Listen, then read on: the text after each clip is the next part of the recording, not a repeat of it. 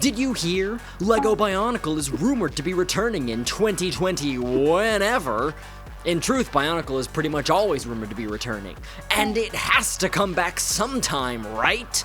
Bionicle is so popular on the internet these days. Surely it's not that the algorithmic internet is getting better and better at serving people specific niche content with such ferocity that everyone thinks their interests are becoming mainstream, all while the remaining semblance of a monoculture is taken out back behind the barn and beaten with sticks. Hi, I'm Jett, and we really have no idea if Bionicle is ever coming back. A return feels inevitable to the fans, myself included, because we know how much love exists for the brand. And even outside of fans, Bionicle is still a household name among young people. And by household name, I mean our parents' households that we'll never be able to afford, and wherever Gen Z trans women live.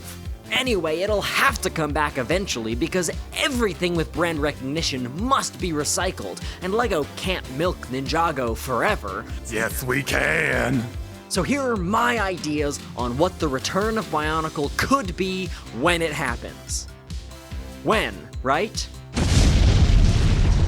Theory 1, system builds. This one seems incredibly likely for anyone familiar with the Bionicle gift with purchase set. Just a cute little Tahu and Takua that you could only get if you bought a whole crap ton of stuff at a LEGO store. It's very nice to see Bionicle come back to any capacity in any form, even if it's not the Bionicle pieces that we're familiar with. An entire line of Bionicle parts made entirely of system bricks seems uncomfortably likely, with how much LEGO is kind of doing the construction thing with bricks ever since the last Bionicle died.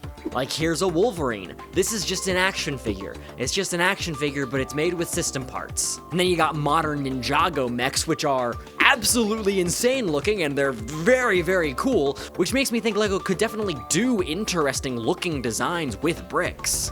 It's Kitongu!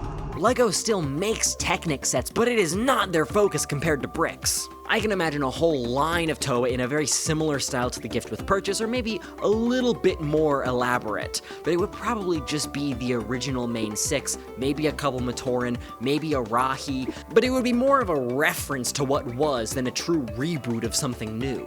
It's neat, but that's about it, and we don't need the official sets to get it. Fans have already been doing stuff in the gift with purchase style ever since, or even more elaborate builds than this.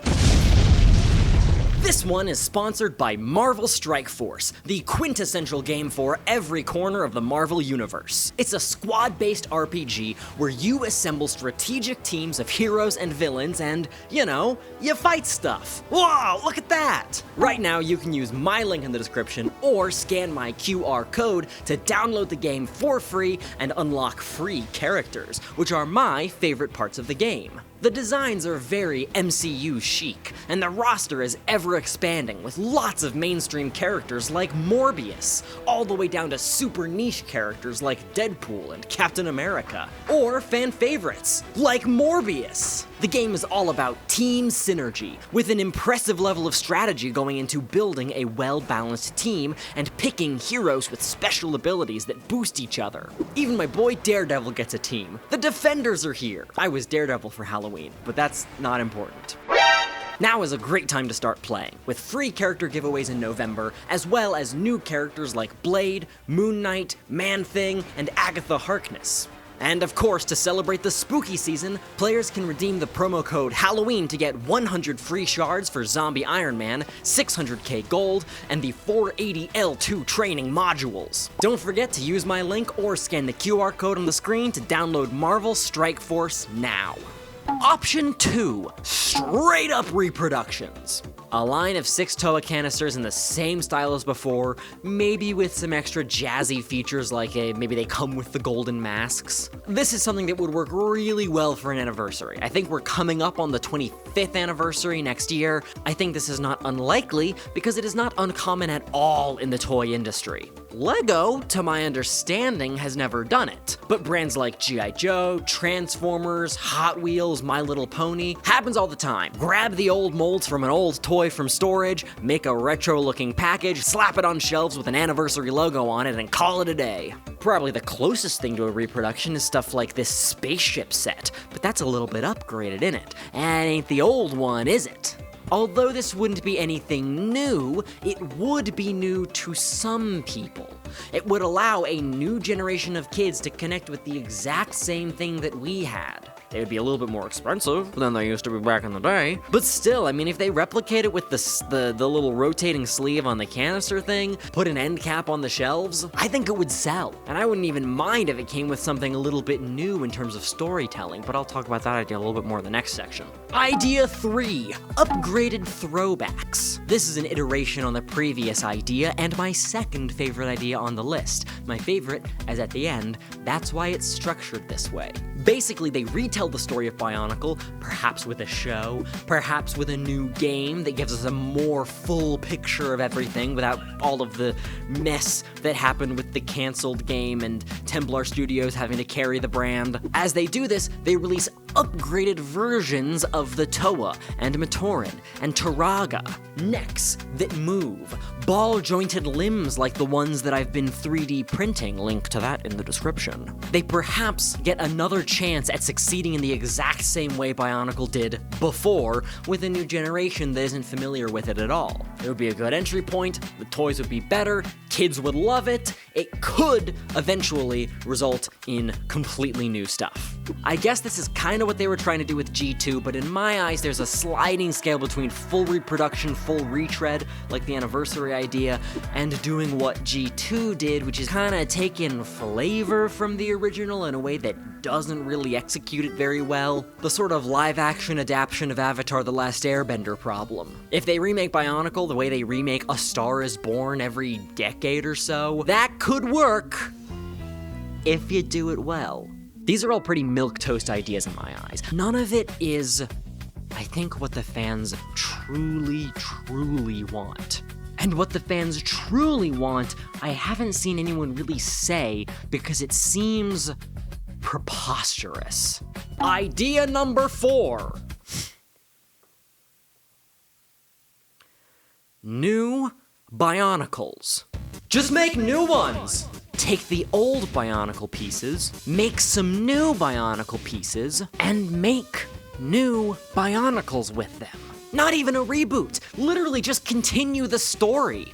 Return to the timeline some 100,000, 10,000 years after the events of G1, create new characters, new mystery, a new story, and market it all with the same strange, obscure, foggy tone as the marketing way back in the day. It worked then. Mystery always appeals to kids. This is what Doctor Who did. They literally just kept going, continued the show with a bit of a time skip in a way that welcomed new fans to join in from nowhere while sprinkling in delightful lore references to fans that are familiar with the brand. It would be freaking cool! New Technic pieces, old Technic pieces, new limbs, weapons, just more Bionicles. Finally, my god, we can get some fresh, unsnapped ball joint connectors.